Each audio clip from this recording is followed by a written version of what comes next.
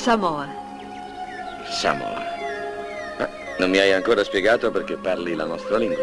Sono figlia di un bianco che si fermò qui anni fa e sposò un indigena. È morta. Ed è morto anche mio padre poco dopo. Ma è riuscita a insegnarmi la sua lingua, come vedi. Chi era tuo padre? E perché è venuto fino qui?